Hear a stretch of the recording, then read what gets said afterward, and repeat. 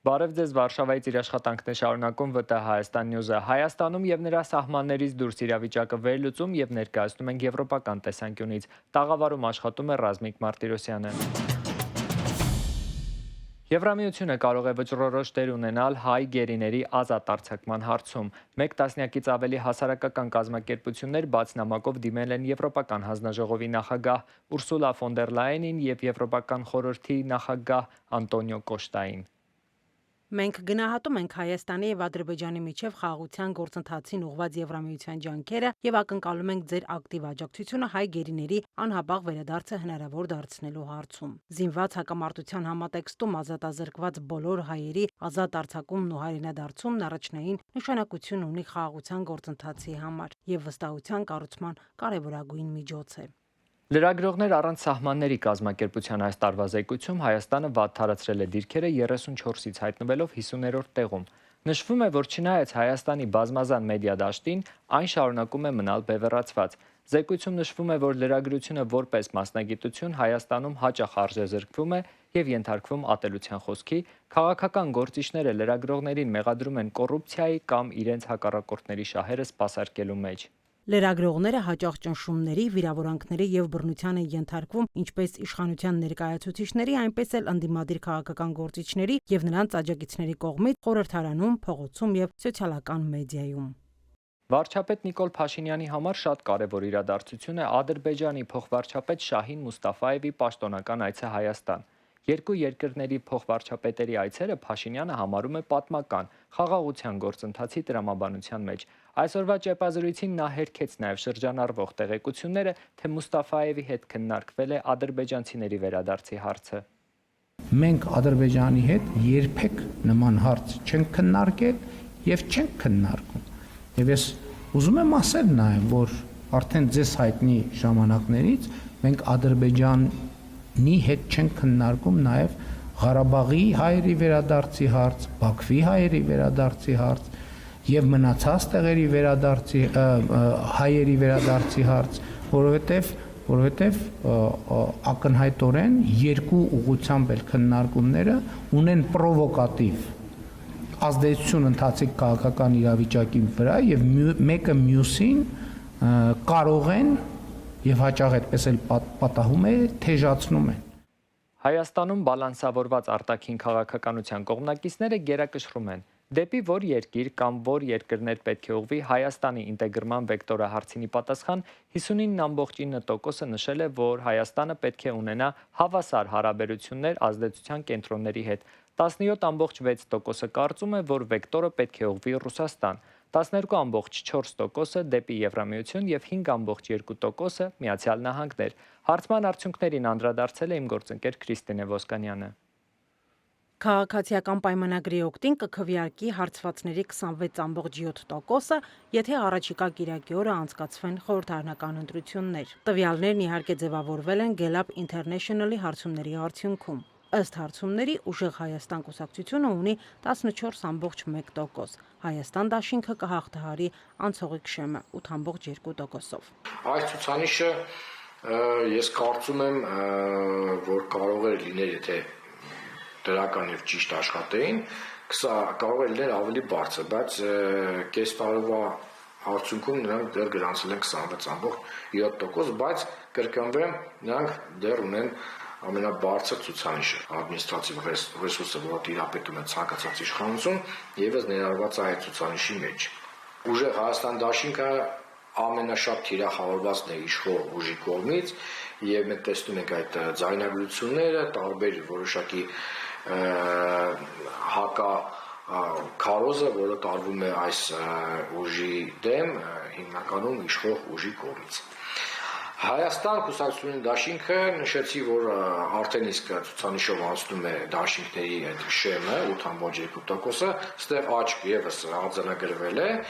Հարցմանը պատասխանող քաղաքացիների քանի տոկոսն է պատրաստ մասնակցելու ընտրություններին։ Գելափի այս տարվա տվյալներն ըստ Արամ Նավասարդյանի գոհացուցիչ են։ Ընտրություններին կմասնակցի հարցվածների 57.5%-ը, չի մասնակցի 13.2%-ը։ Այս տենդենսը բավականին դրական է, որ 57.5%-ը նշել է, որ վստահ է, որ գալու է ընտրատեղամաս եւ կատարի իր քվեարկությունը։ արդար թե կեղծիքներով կանցկացվեն ընտրությունները։ Հարցվածների միայն 26%-ն է կարծում, որ արդար կլինեն, իսկ 21%-ը միանշանակ վստահ է, որ կեղծիքներ են լինելու։ Հետաքրքիր է, որ քաղաքացիների 67%-ը վստահ է իր ընտրության մեջ, միայն 10%-ն է անվստահ։ Որ մենք խոսում ենք կեղծիքներով, հստակ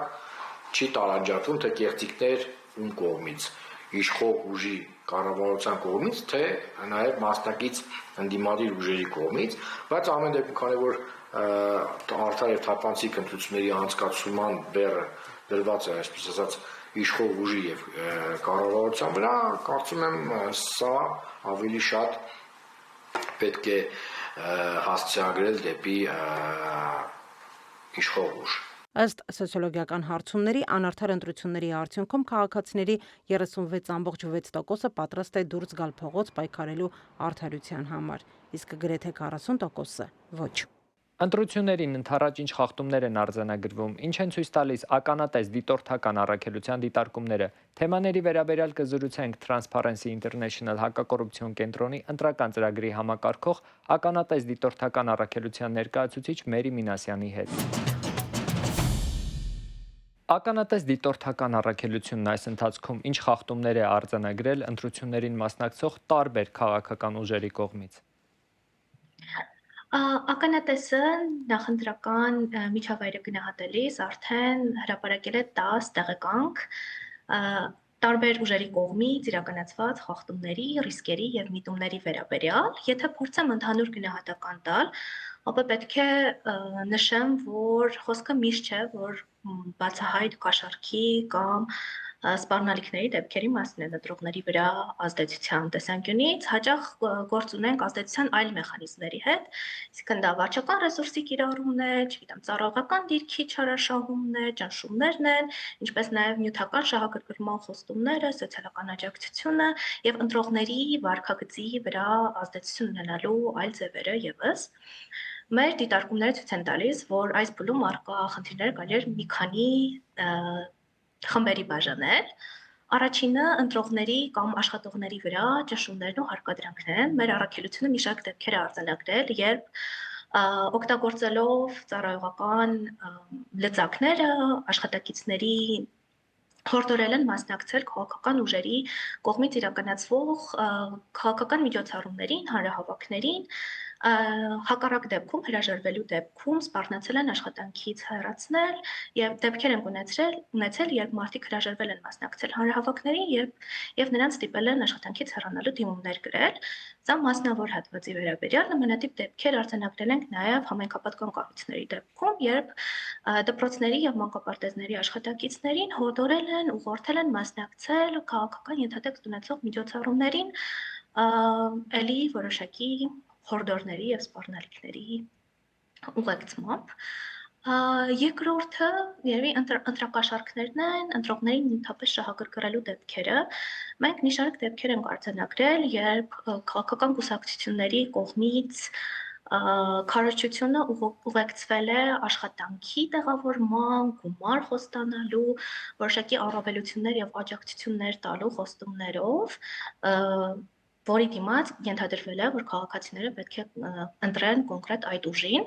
եւ հատկապես մտահոգիչ է, որ նմանատիպ դեպքերում թիրախավորվում են սոցիալապես ավելի խոցելի խմբերը, տարեցները, ուսանողները, որոշակի նյութական դժվարություններ ունեցող քաղաքացիներ։ Սա լուրջ խնդիր է, որովհետեւ այս դեպքում ընտրությունը դառնում է ոչ թե ազատ եւ արդար, այլ կարիքից ելնելով։ Երրորդ խմբի խնդիրները, որ կուզեի առանձնացնել, երևի վարչական ռեսուրսի օգտագործման ռիսկերն են։ Մենք արձանագրել ենք դեպքեր, երբ պետական պաշտոնյան իր պաշտոնե հանդես գալիս իրականացրել է որոշակի հանդիպումներ տարբեր վարչական ղեկավարների հետ, գործարարների հետ եւ հորդորել է աջակցություն ցուցաբերել կոնկրետ իշխող կուսակցության ուժին եւ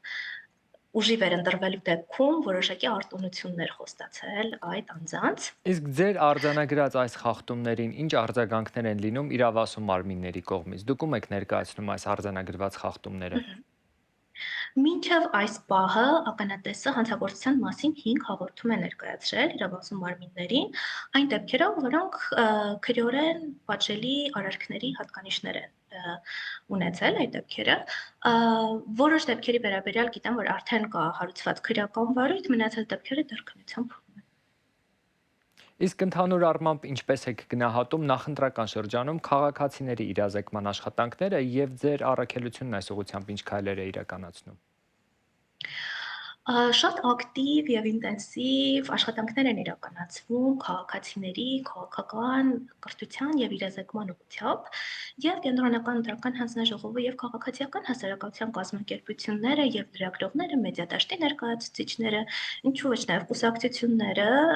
բավականին շատ եւ ծավալուն ծրագրեր ունեն ընտրողների իրավունքների եւ ընտրակարգի վերաբերյալ տեղեկություն տարածելու ուղղված տարբեր միջոցառումներ են իրականացնում, տարբեր համայնքային քննարկումներ են լինում գիտակցված ընտրության վերաբերյալ ընտրակարգի, ինչ անել ընտրությունների օրը քաղաքացիների իրավունքների պարտականությունների վերաբերյալ, ըստ իս այս պահին կարելի ասել, որ բավարար են կատարվող միջոցառումները քաղաքացիների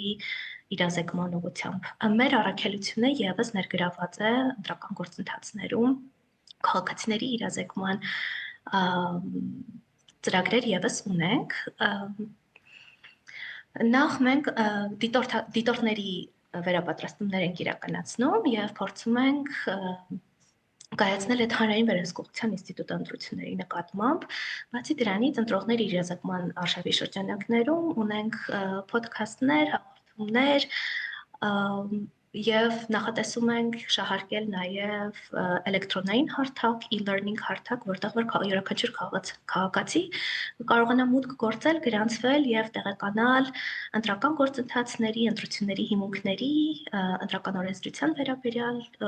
ամբողջ հնարավոր տեղեկատվությունը այնտեղ եւս հասանելի կլինի շատ ինտերակտիվ ձևով։ Իսկ ձեր արձանագրած խախտումները կարող են ընտրությունների արդյունքների վրա որևէ կերպ ազդել, այսինքն այս պահի դրությամբ արձանագրվածները։ Շատ ռիսկային է, որ մենք տարբեր խախտումներ ենք արձանագրում եւ այդ խախտումների կուտակային էֆեկտը կարող է ազդեցություն ունենալ ընտրությունների նկատմամբ վստահության եւ լեգիտիմության վրա, այսինքն հանրային վստահությունը ընտրությունների, ընտրական գործընթացների, ընտրական համակարգի վերաբերյալ հանրության կողմից կարող է տուժել, երբ հանրությունը տենց բարբերաբար այս կամ այն կողմից ընտրախախտումների, սպառնալիքների, ընտրակաշառքների, բարեգործության դեպքերի վերաբերյալ տեղեկատվություն է լսում, այդ մրցակցային միջավայրը եւ հանրության ընկալումները ընտրությունների վերաբերյալ կարող են խաթարվել, այսպես ասած։ Իսկ ընդհանուր առմամբ կոռուպցիայի առումով այս պահին իրավիճակը ինչպես է գնահատում եւ արդյոք նախընտրական շրջանում կան կոռուպցիայի դրսևորումներ, իհարկե շահագրգռելու եւ այլնի մասին կարծես թե խոսեցիք։ Մենք փորձում ենք գնահատել ավելի ընտրական բարեվարկության տեսանկյունից, այսինքն ինչքանով են ստեղծված իրավիճակները խաթարում ընտրական բարեվարկությունը եւ ընտրական գործընթացների նկատմամբ հանրային վստահությունը, եթե մենք խոսում ենք վարչական ռեսուրսի